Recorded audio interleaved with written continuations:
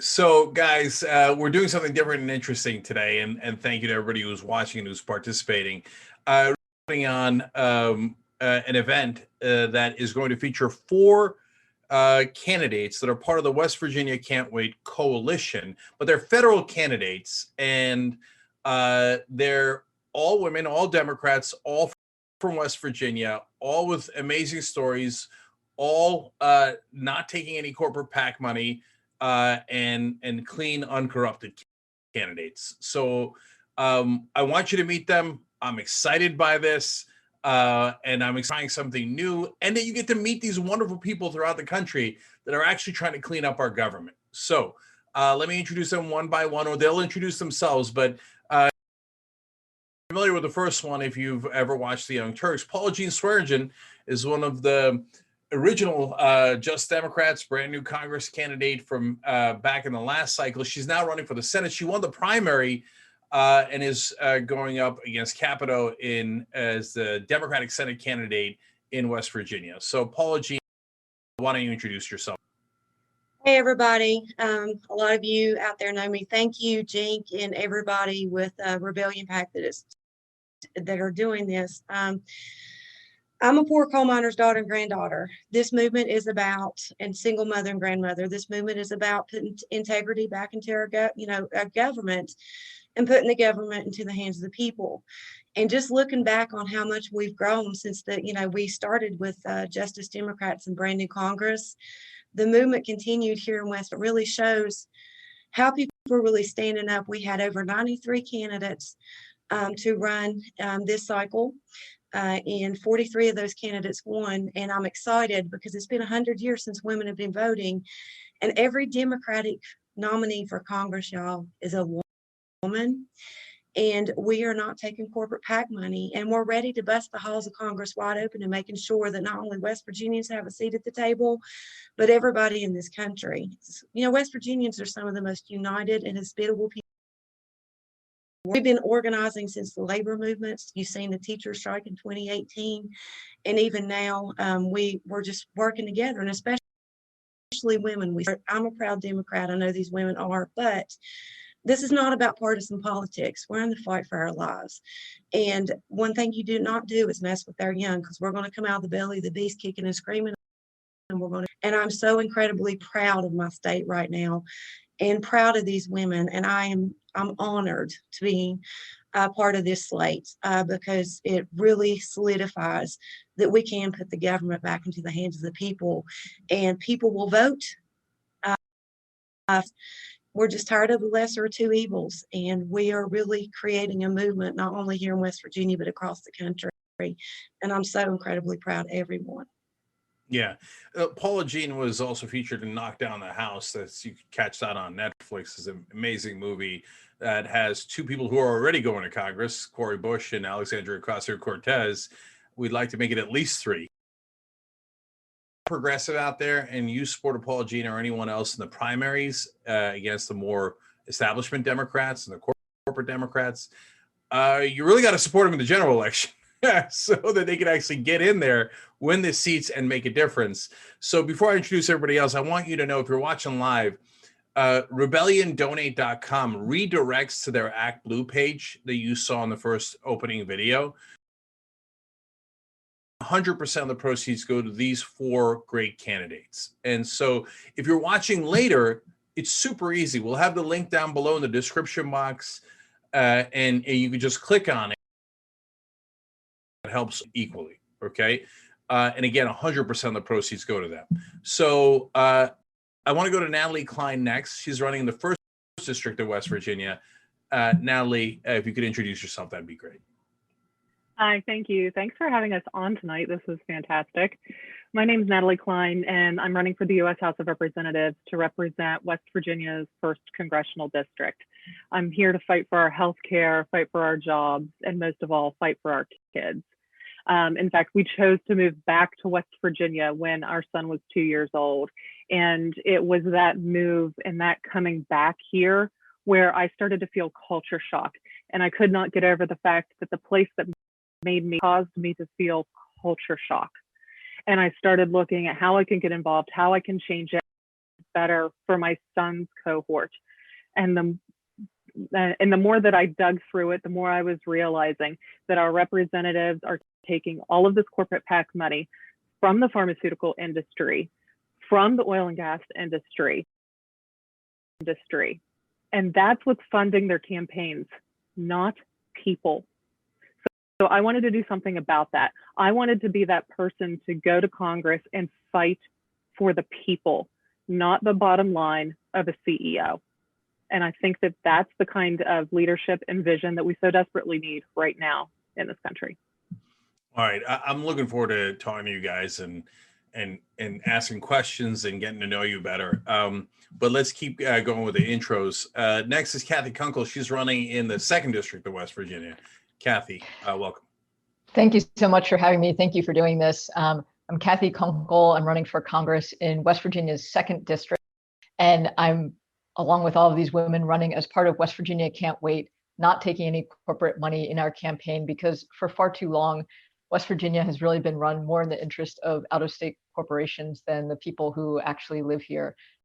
And our people are suffering with a broken healthcare system, underfunded public education, infrastructure investment here.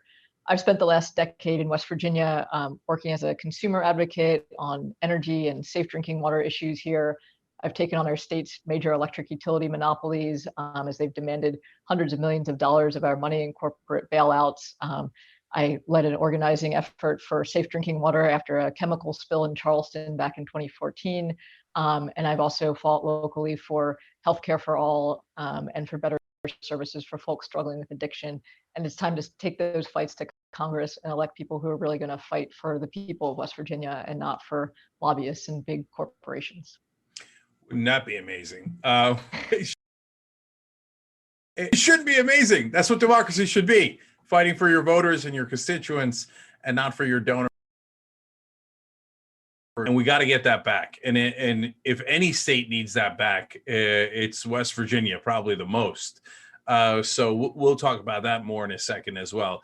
All right, up next is Hillary Turner. She's running in the 3rd District of West Virginia. Hey y'all, thanks for having me on. Really happy to be here. My name's Hillary Turner. I'm running for Congress in West Virginia's 3rd District. I've worked as a teacher, I've worked in healthcare, and my family in Virginia. I'm also a mother, and the reason why I'm running for Congress is to fight for my daughter and for our children. We know that we have to address climate change if we want our future generations to be able to survive. And we're also all tired of seeing the people in our state. For all, we're fighting for universal basic income. We're fighting for decency for the people of West Virginia. And I'm really honored to movement and this slate of women candidates that is not taking corporate money and that is really prioritizing and futures of the people of West Virginia. So I love it. I love real Americans trying to get their government back. And that's exactly what's happening here. So again, if you're watching live, rebelliondonate.com, it'll take you to their Act Blue page. The 4 of them sharing one Act Blue page, 100% of the proceeds go to them. So it's just easier to remember, rebelliondonate.com. But if you're watching later, just click the link below. It's super easy to do that. So Hillary, I'm going to start with you. You don't look like you represent any of the oligarchs. Your actions are not that at all. So how in the world did you even get into this? How did you get into politics? And then I don't know whether there was a contested primary or not, and you wind up the Democratic candidate in the 3rd District. How did any of that happen? Well, it's a long story. We did have a contested primary. I ran against 3 men who were all more moderate and also a bit more connected politically. So I was, honored and proud to win the Democratic for the 3rd District. I've been politically active since I was in high school, as I joined the Young Feminist Alliance. I was out in the streets after school protesting the Iraq War. in college, I became the president of the Progressive Student Alliance at my school, and did a big community garden on our campus. And so it's been a long journey. I got into teaching. I taught English in Brazil. I've done a lot of work in sustainability and studying sustainable agriculture. And I was really drawn to my roots here in Appalachia, my family's farm. And, I 16 and we experienced this mega flood where near flood, but we were stranded on our farm for 3 days, and a lot of people lost their homes and their lives in that flood. And that to me was a huge impactful moment about how climate change will affect Appalachia and is affecting Appalachia and our farmers and our people here.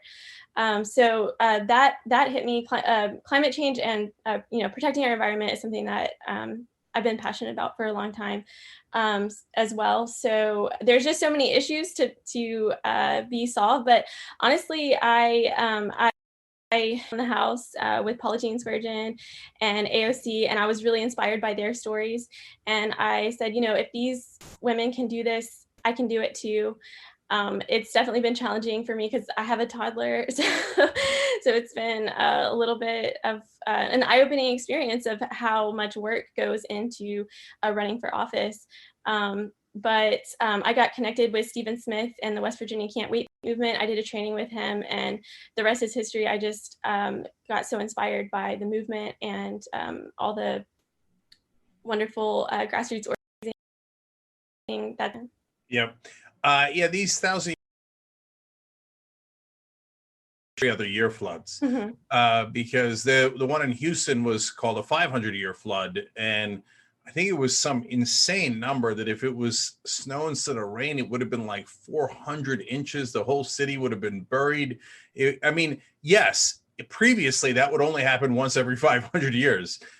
It's almost as if we've done something to the climate that is making it happen more frequently. And it's not something that's going to happen later. It's wiping out farms in America right now. And so that's why actually the name West Virginia Can't Wait is very fitting for, and that's both at the state and the federal. I want to, but maybe a perfect example is Bob Murray. And so I want to talk about that first.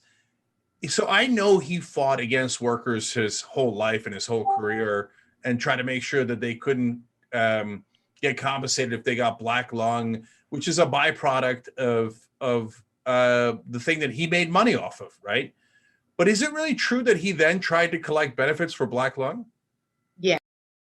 Currently, yeah, he's trying to collect benefits, and that is why we are working on getting some comprehensive legislation proposal on our website to help folks with black lung, because it's been really corrupt. My grandfather had the benefit of getting his black lung benefits, and now a lot of folks are, my uncles, I have some really good friends that cannot, they can't get their black lung benefits. I think there's like a 30% approval rate. And here's somebody that got rich off our backs, left us breadcrumbs, didn't take care of coal miners, and now he thinks he deserves the same benefits. And I don't know why he doesn't have any money left, but you know what, poor on him, because there's a lot of folks in this state that deserve black lung, and I don't think he's one of them. Yeah, no, a guy who ran a coal company and wanted to make sure that others could not get life-saving treatment, now asking the government that he was so opposed to for treatment that's going to, because, oh my God, it affected me now. Yeah, you schmuck. It was your workers probably buying off politicians all across West Virginia, because honestly, that's what happens. So Natalie, I'll go. I feel like in West Virginia, somehow the Republicans have convinced everybody to vote for Boss Hogg. And I don't mean anyone in particular. You could say Bob Murray, you could say, well,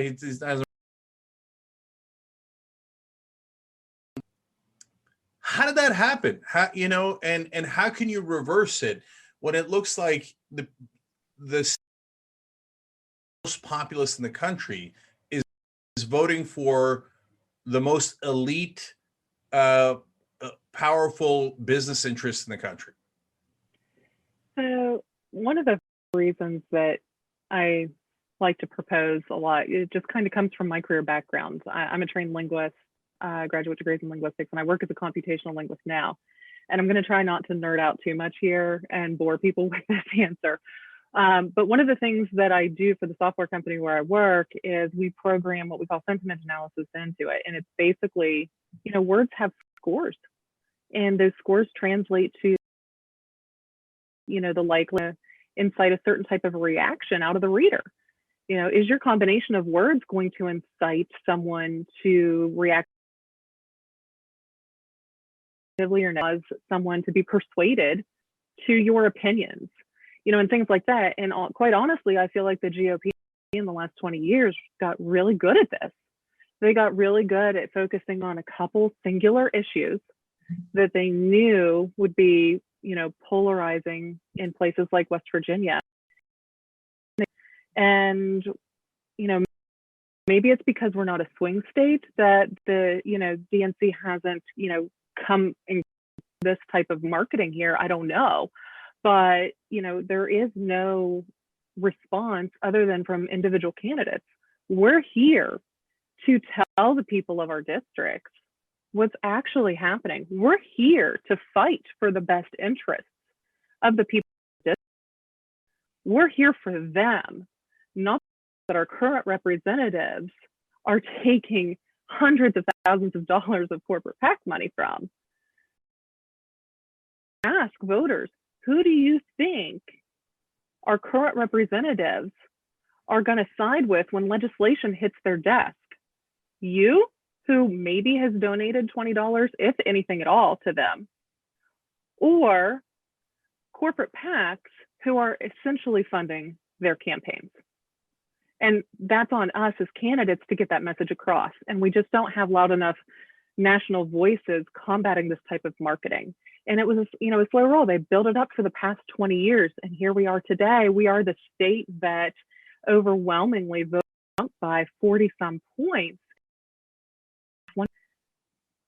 Yeah. That's what happens.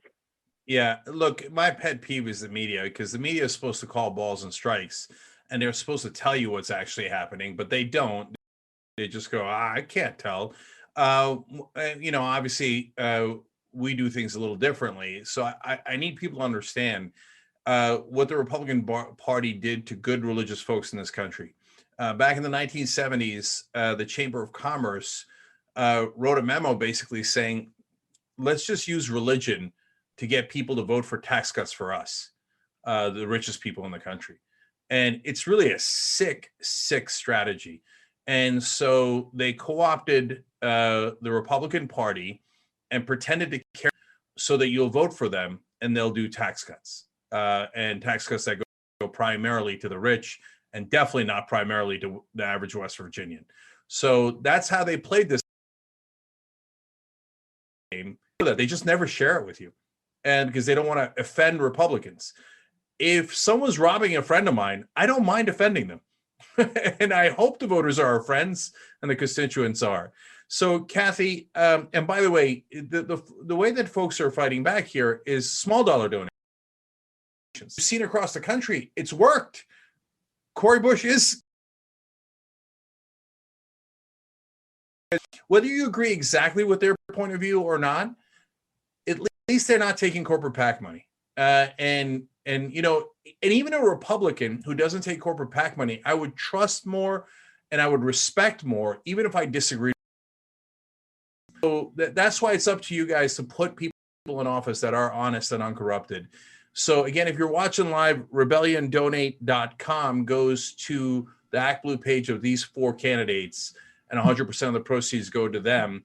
But if you're watching later, the link down below is really easy to click. Whatever you can afford makes a giant difference, especially in a place like West Virginia that does not get a lot of national attention. But you've got some great candidates here who should get the attention that they deserve. So Natalie mentioned Republicans do these singular issues where they drive a wedge between people. The Democrats or progressives could do singular issues that actually help people. So what are some of the singular issues you think are most relevant in your district? I mean, at the top of the list has got to be Medicare for all. I mean, you know, when Bernie Sanders ran for Congress back in 2016, that was his issue, single county in the Democratic primary in West Virginia. And I hear it time and again on the campaign trail of healthcare horror stories. You know, a woman who spends hours every week fighting with private insurance companies to try to get them to cover the treatments that her child needs, and who, you know, is forgoing her own medical needs to try to afford Medicare with cancer. So, I mean, that shouldn't be the case. And it's an issue that touches every single family in West Virginia, regardless of party lines, and where, you know, moving to a Medicare for all single payer system would truly benefit so many and save so many families from bankruptcy and unnecessary financial hardship. So I would absolutely go with Medicare for all as a key issue on that. And the second one, at least in West Virginia, would be universal broadband. That's one of the issues I hear the most about on the campaign trail is lack of reliable internet. And that was true before the pandemic. And now it's the case that you have, you know, an hour to try to get to a parking lot where they can download their school assignments. So, you know, we desperately need reliable internet to move into a 21st century economy here. In Miami, which is definitely not West Virginia, back in 2016, I think a lot of people know that. But I was doing a video that was not flattering of Donald Trump. And a guy walked by and yelled at me, and I'm super used to that. And I said, "Hey, brother, out of curiosity, would you have voted for Bernie?" He said, "Oh, of course." That what people get that the elites don't understand and the mainstream media doesn't understand. To find a politician that isn't full of crap. And that isn't part of the power system and the elites and the establishment and all of that. And so they see that in Trump, right or wrong, but they certainly saw it in Bernie. And they're like, well, I don't know if I agree with the guy, but he looks like he really means it, right? He's not playing a game. And so I think there's a lot to be said for that and how we could win people over if we just stop with the fake Democratic politicians. And a lot of you have gotten past those people in your primaries. So now you're in. So Natalie, let me go back to you for a second. So how do you talk to folks? Because you mentioned your background in linguistics. And how do you talk to folks in a way that resonates in West Virginia, where they go, oh, it turns out you're looking out for me. Okay, yeah, I'm on board for that. How do you break through like that? I feel like I just don't change how I talk very much. I might not cuss as much, but I feel like I am myself.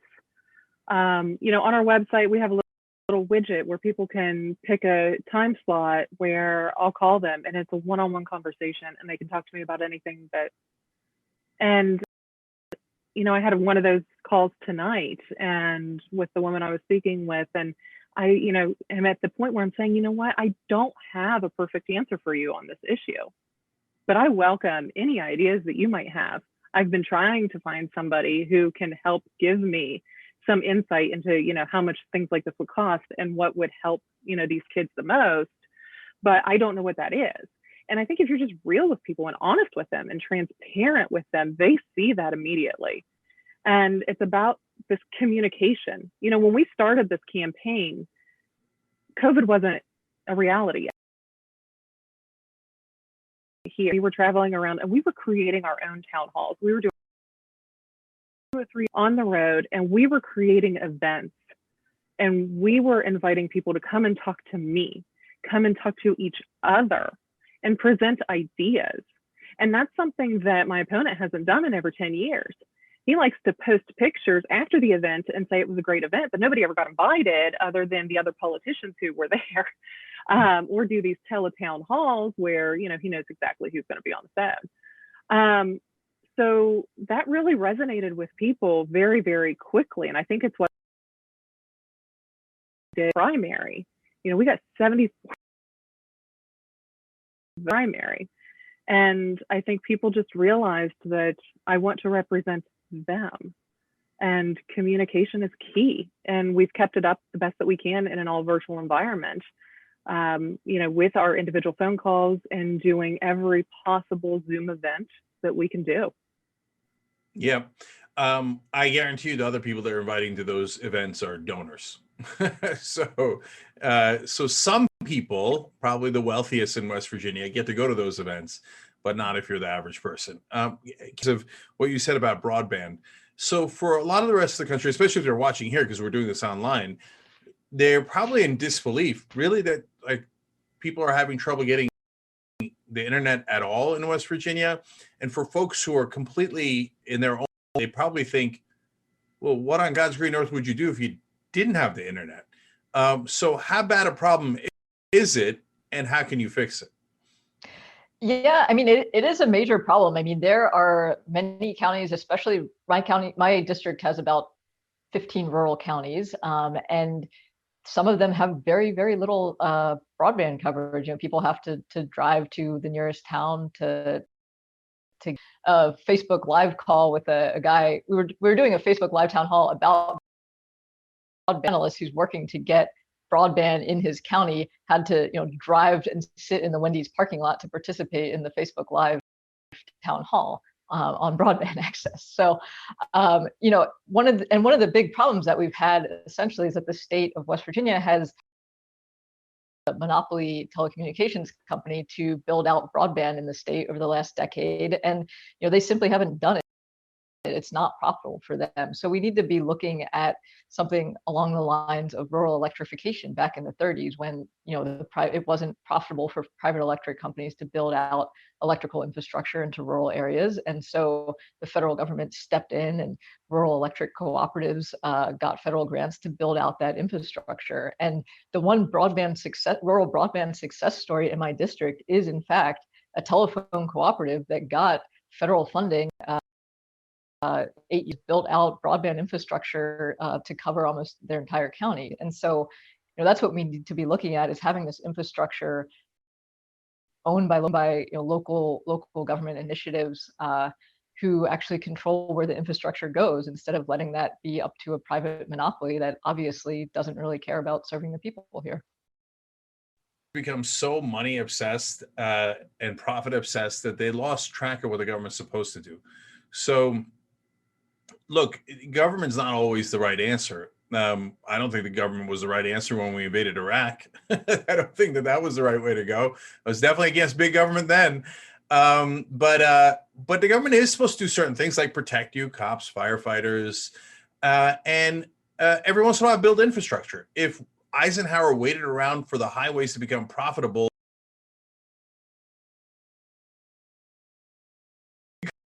government's supposed to get your broadband, but they don't do that because they think, well, none of my donors are making money off of it. So why would I ever help my voters if my donors aren't going to make a buck off them?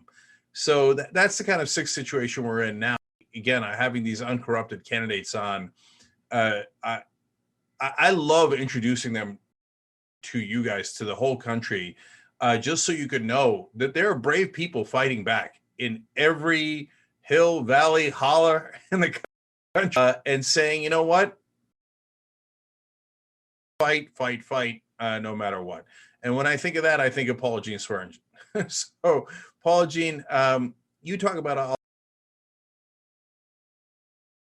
little bit more.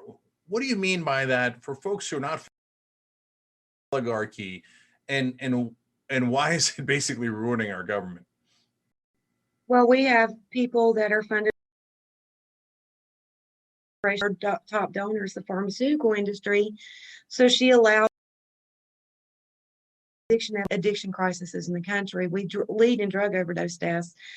And how can we trust her to take care of a problem that she helped create? And these movements are about putting the government back into the hands of the people. Way too long, for far too long, especially here in West Virginia.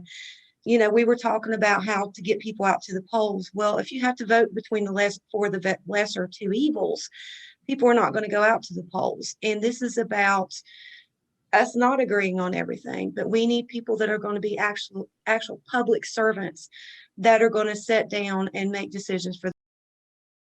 It's a big club, and we're not allowed in it. And they're in, politics for profit and self-interest.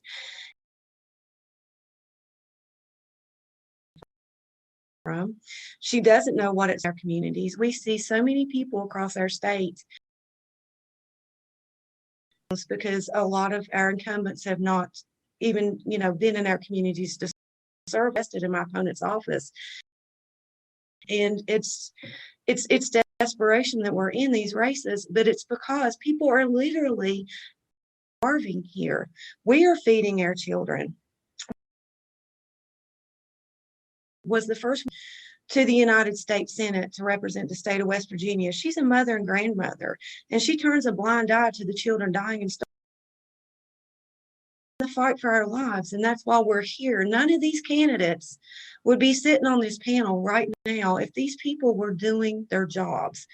And they are corporate servants. They serve special interests, and they're not in this to serve the people that they're supposed to serve. And this is a whole movement, like I said, of putting the government back into the hands of the people. This country was founded of the people, by the people, for, not special interest corporations and lobbyists. So this actually, the Purdue Pharma pled guilty to criminal charges of $8 billion settlement with the Justice Department. The Sackler family is going to pay $225 million in civil penalties just themselves, and they'll still have plenty left over. They bought a lot of our politicians, including people like your opponent, industry was our third top donor. So we know that some of these drug companies that sold the opioids were literally the biggest drug dealers in the country. If Capito had taken money from the Cali cartel or from some of the drug cartels in Mexico now, it would be from drug dealers that dress in suits and give her campaign donations. I'm going to go back to the media here, Paula Jean. Isn't the media responsible to say, hey, wait a minute, that's not normal. That's supposed to be. But it feels like whenever you guys bring it up, any of the candidates, any progressives, any Democrats, the media goes, oh yeah, those are fun. I bet the pharmaceutical companies had the voters of West Virginia's best interest in mind. Divide and conquer. Yeah. Divide and conquer. It's an age-old strategy. And that's why right now, you look at what's going on with all of our races too. None of our opponents, and we were on Mark Curtis local news the other day, and my opponent was asked, well, I go to church, and these, my individual Paula Jean's donors are from out of state.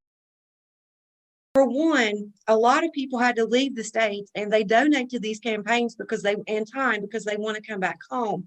But this is one of the sickest and poorest states in the nation. How many of our opponents are funded by, special interests that are not from this state? And they do not want to be center stage and be held accountable for the destruction of this state. And they literally have to lie like my opponent did. Less than 6% of her donations come from individuals. And so my campaign alone, we've raised $1 million.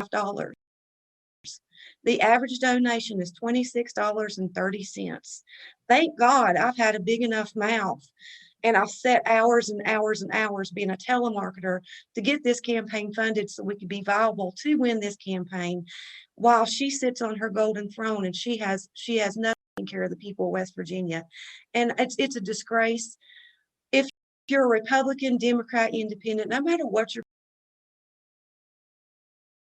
side, if you're running for office and you do not give voters a seat and you do not face the people that you were supposed to serve, and these people right now are showing how cowardly they are, we're their constituents. They haven't done their jobs. We've stood up. You suck. It's a disgrace.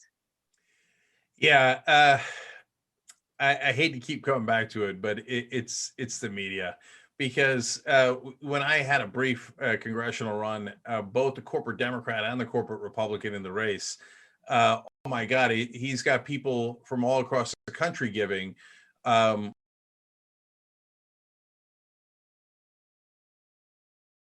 You 6% of your donors are from West Virginia, because 94% of them are Delaware. And if you don't know, that's because Delaware is where all the major corporations are incorporated, so they could cheat on taxes. I'm sorry, do tax avoidance, as they would call it. So how come the media never asked them, wait, why is almost all of your donors from the state of Delaware? Oh, maddening. Anyways, all right, Hillary, let's go back to values. So when you talk to the folks in your district in West Virginia, how can you talk to them about and connect with them on their values? Why are progressives or Democrats better at representing their values than Republicans?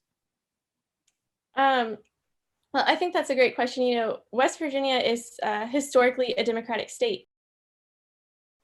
And the labor movement here, with the coal miners, with union, labor has been a huge part of West Virginia's political history.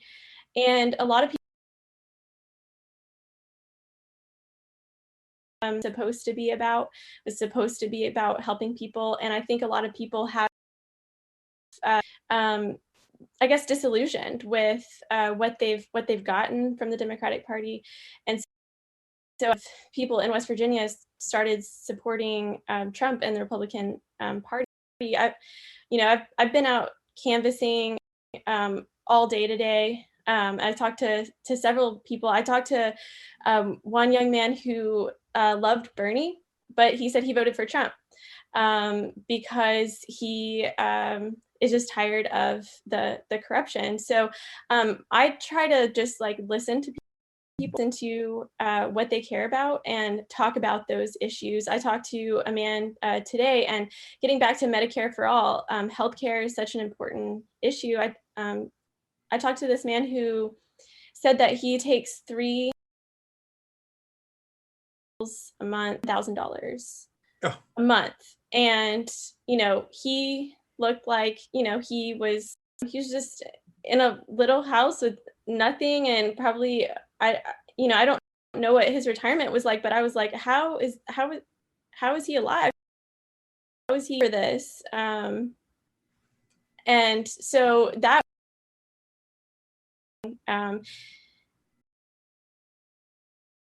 to relay to people as much as I can by listening to them, that I care about what they're going through, and that there are common sense ways to improve it, like passing Medicare for all. There's solutions and they just keep getting blocked by people who don't want them passed. But when I go out and just listen to people, they can see that I'm a real person and that I'm, not just going to try to buy the election. Yeah, I talked to this woman who was in her 60s when I was canvassing once. She said, well, it was early 60s, so she hadn't gotten Medicare yet. And so she said, if I get sick between now and Medicare, I lose this house. It's over.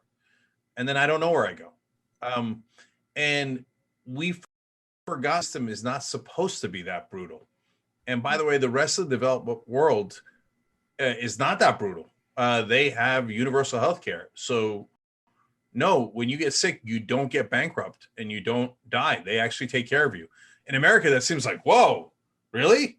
they're not going to steal all of my money when I get sick? That's weird, right? It's not supposed to be weird. Folks are running to get you guys actual health care. So rebelliondonate.com redirects to the ActBlue page of these four candidates. They get 100% of the proceeds, rebelliondonate.com. If you're watching later on Facebook, YouTube, or anywhere else, we'll have the link down below. You just click on it, and they need your help to try to get, they can help the people of West Virginia. So I'm going to open this one to everybody. Cannabis is a big issue throughout the country, also relates to healthcare, and is a big issue. So for anyone, why has that? I remember when Obama laughed about this issue when he was asked about it, 8 years ago or so. Like, what a silly thing! I can't believe you asked me. It was kind of the impression he left, but it's not at all silly. It's very important. So for whoever wants to, such a big issue in West Virginia. Can I start? Yes, go ahead, Natalie. I think that you have to realize cannabis has, health benefits. It's non-addictive. And when you look at states like West Virginia, where we have been living in a public health crisis for years, this nation hasn't experienced one for 100 years, but West Virginia has been living it. And cannabis has been proven to be reducing addiction rates in communities that have opioid abuse issues. So in West Virginia, it would be huge to be able to help with rehabilitation of, help to bring in $193 million a year to the state in tax revenue that we can put back into our infrastructure, that we can put back into our public schools, that we can put back into medical clinics, rehabilitation centers, and mental health programs, invest in our kids. And district for medical facilities closed in the last 6 months. So it does more than just help with medical need. It helps addicts, helps them not relapse, and it brings money back into the state, not to use of it, where it is the fastest growing plant. You can produce biodegradable plastics. You can, produce additional textiles and lumber from it as well. So there are, it can also help bolster our economy here. Yeah, I remember when people talked about hemp and how they were going to make pants out of it. I was like, yeah, sure, dude. Yeah, you're going to make pants out of it. No, you're going to get high. And George Washington was a hemp farmer. So do our founding fathers proud and get rational about this issue. But seriously, the health effects, but the pharmaceutical companies don't want you to have all those health effects at a cheap price in a way that's natural or organic, and cuts out them as the dealer of drugs that are actually dangerous. And don't get me wrong, guys, drug companies sometimes have great drugs that save your lives. And sometimes they have drugs that get you addicted, and they know it, right? And so that's part of against cannabis. And I think it's a big deal to, like, we have to talk about all the health benefits, we have to talk about all that stuff, but you can't say it's also enjoyable. God forbid that something should be enjoyable. Like, light, but don't you dare have a joint that could also give you a similar effect. So I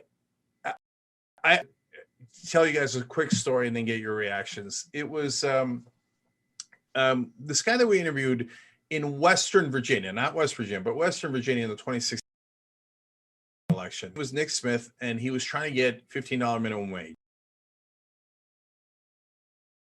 The country, including Western Virginia, West Virginia, the minimum wage is still $7.25. And if it had kept up with inflation, it would be $20, over $20.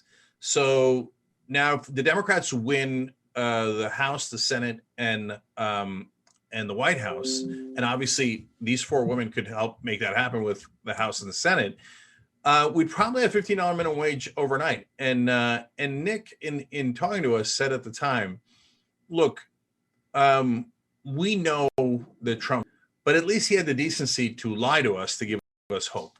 And in that election, Hillary Clinton just kept saying, no, the jobs are gone. They're not coming back. And she was fighting higher wages at that point, which is not what Democrats are supposed to do. I could throw this to anyone, but Kathy, let me start with you. How important do you think is the issue of higher wages? How much does it resonate? And you actually will raise their wages. So Yeah. How big an issue is that? No, it's a huge issue. I mean, we're definitely a relatively low wage state. The minimum wage actually did get bumped up slightly to $8.75 an hour now in West Virginia as of a few years ago, which is obviously still well below a living wage. And it just shouldn't be multiple jobs to be able to afford a middle class lifestyle. And it's certainly an issue that resonates with voters in the district. And about creating jobs in West Virginia too. When people talk about the decline of the coal industry, which has been happening here for the last decade, we need to be talking about investing in infrastructure, in broadband, like I was talking about before, safe drinking water infrastructure, environmental reclamation work that could generate thousands of jobs here, putting our abandoned mine sites back to use and cleaning up the damage that's been done to the water in southern West Virginia. Then those are all good paying structured jobs that we need to demand that they be union jobs as well. So there are opportunities to put people back to work here in West Virginia in good paying jobs, but we need to fight for that, and that's what I and all these other candidates on the call are doing. Yeah, I just did the math on it. So $8.75. If you work full time for 50 out of the 52 weeks of the year, so cross your fingers you don't get sick, $17,500. Raise a family on that. How does anybody live on $17,500? How do you live as a person? I know, because that's how much I used to make as a struggling talk show host. And I did it with mac and cheese and Life cereal and rotate, but I didn't have kids. I mean, how are you supposed to raise a family? So Democrats nationally are fighting for $15 minimum wage using the same calculation. That's only $30,000 a year, but at least you got a fighter's chance. And if both, the husband and the wife are working, maybe you can, get to a point where you can live. So why not give yourself a chance, right? Why? So that leads me to your opponents. Natalie, again, the media makes it seem like it's all even. I don't know about your particular opponent. I know Republicans overall say, no, we don't want a higher minimum wage. You take the $17,000 a year and you'll like it. And, just work harder, you bum. If you had 4 of those jobs, you might make a quarter of what I make, they say.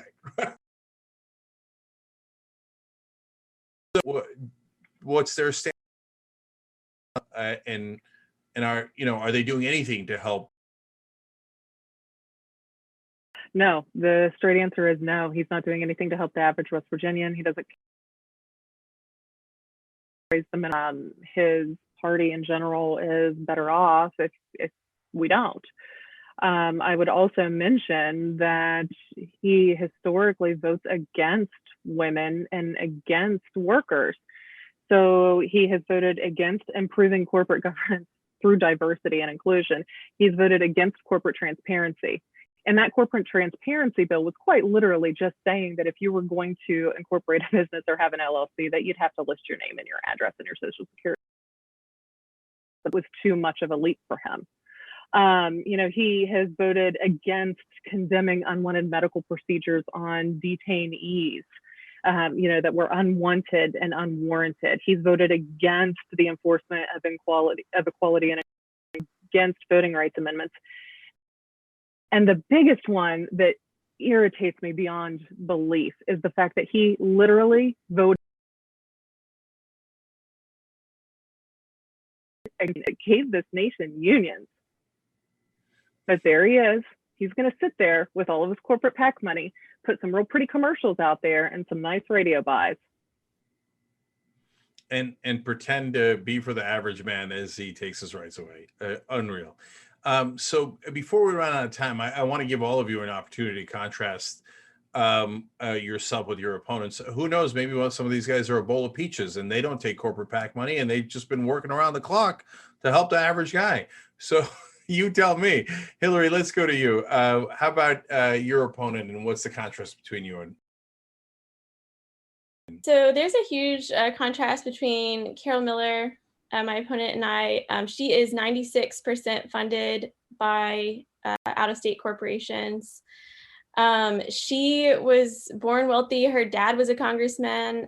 She's out of touch with the needs of working class West Virginians. And, she doesn't ever talk about poverty. Our district is one of the poorest districts in the country, but she doesn't act like it's an issue. And she never talks about poverty or how we're going to address it.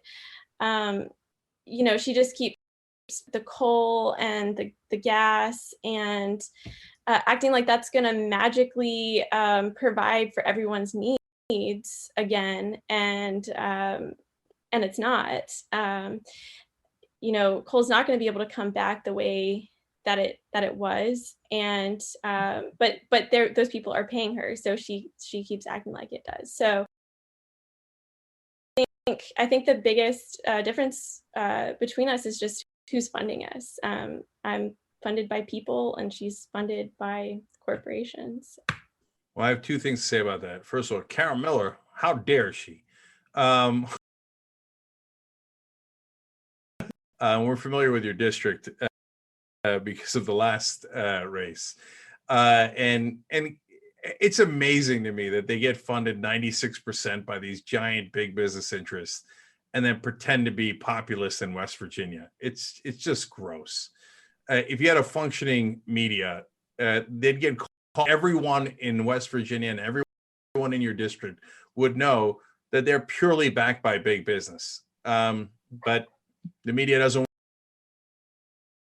Other than folks watching. The second thing I have to say is rebelliondonate.com. Okay, it redirects that for all four of these women. 100% of the proceeds are going to them. So, and if you're watching later, the link is down below. Just click on it.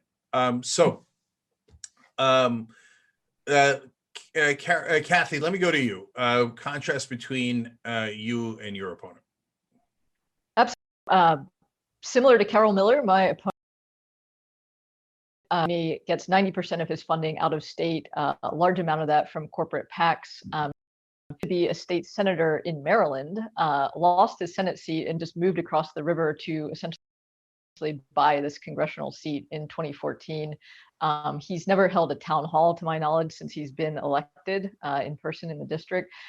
He's never debated his challenger since 2014. And, talk about not caring about West Virginians. He doesn't even come here to find out what people's concerns might be, much less advocate for them in Congress. And, it shows in his voting record. He voted to repeal the Affordable Care Act. He's voted against health care for people with pre-existing conditions.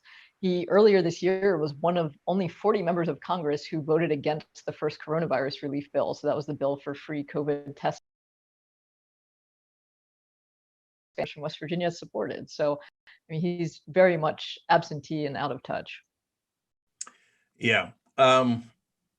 It's just so disheartening sometimes to see guys who are obvious frauds, don't care about the state, don't care about the district, move in, slap the word Republican on there, proceed to rob people blind, and everybody goes, well, he's a Republican, so I guess he's on my side. Again, if we had functioning media, maybe people could actually figure out what they actually stand for and make a decision based on that. But I want the audience to know there's no way you're going to fight back against that and win unless you support candidates like this. They're doing the incredibly hard work and they're fighting no matter what. And they're turning districts that sometimes the Democratic Party had given up on into districts that are winnable because they're getting the message out. And they're fighting so hard to get that message out. It can help people. And so I want people to understand that. So Paula Jean, let me go to you. I'm not sure there's a bigger contrast in the country between you and your opponent. So you know, like I said, she is a mother and grandmother, and on the question, how can she sleep at night, knowing that West Virginia is suffering, and she turns a blind eye. She's, you know, she's voted against equal pay for women at least 3 times. She, you know, this is the heart of labor, just like Natalie's opponent. She's for right to close the doors on union halls. She a voucher program in you know, insurance companies. The biggest thing I think she's gotten done in Congress is get legislation passed for commemorative coins. We've heard about Capito Connect for 5.5 years since she's been in the Senate. It's a election, but she's really not out in her across the state and in our communities for almost 20 years, trying to bring clean water, clean air, economic diversity. We've, you know, heard about those jobs, and, you know, living wage and everything. And it's just not happening. We can walk out our doors and see that it's not happening for us here in West Virginia. Thing is, I am an ordinary person, and people do not have to get arrested to talk to me, and they don't have to go to DC, across, you know, over top my door to beg for health care. My phone number is 3. If you would have told me 20 years ago that I would be in the nominee for United States Senate, I would have told you you were crazy. About survival, and this is making sure that West Virginians have a seat at the table in Washington. Not only if I go to DC, I want to make sure that West Virginians and people across the country have a seat at the table in legislation that I introduce. Need real people servants. They need to be part of the decision making. So there's so many things, and it's just like every one of these women. None of us are doing this to enhance our political careers. We're fighting for normalcy. We're fighting for future generations. I would cut my leg off for my children and my grandchild. And this is about me fighting for the future of this state and making sure every child in this country has access to basic human, doesn't care if we live or die. yeah, I hope you don't have to, but it is a hell of a political slogan. Jean Swearengin, she will cut her leg off. And that goes perfectly to what I wanted to end on, because we're out of time here. But guys, if you want to know how tough these for you, they took over the Democratic Party in West Virginia. That's a hell of a thing. When I first heard about Paula Jean Swearengin, she was just the most regular person you ever met in your life, and she was just trying to get help for her family. And if you had said, you know, some years later, she is going to be the Democratic for the Senate seat in West Virginia, no one would have believed you. No one. And she did it. And that applies to every woman on this call. They found a way to wrestle the party away from corporate interests and to fight for the average West Virginian. And that is a hell of an accomplishment already. Now, if you could put them in, wow. Now you want to see tough, you want to see how much good they can do, send them to Washington, roll up their sleeves and let them go to work. So if you're watching live, rebelliondonate.com. So the proceeds goes to the 4 candidates that you've seen here. If you're watching later, there's a link down below that you just click on. You'll see it's an ActBlue link, and click on there, and you can make all the difference. You give them hope, you give them strength, and when you do that, anything is possible, as we've seen over again over the last couple of years here. So Paula Jean Swearengin, Natalie Klein, Kathy, Corey Turner, you guys are amazing. Thank you for joining us and letting Rebellion PAC put this together for you guys. And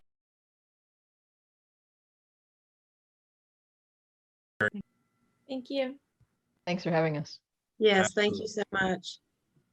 thank you. All right. Good night, everybody. Thanks for listening to the full episode of The Young Turks. Support our work, listen ad-free, access members-only bonus content, and more by subscribing to Apple Podcasts at apple.co/TYT. I'm your host, Cenk Uygur, and I'll see you soon.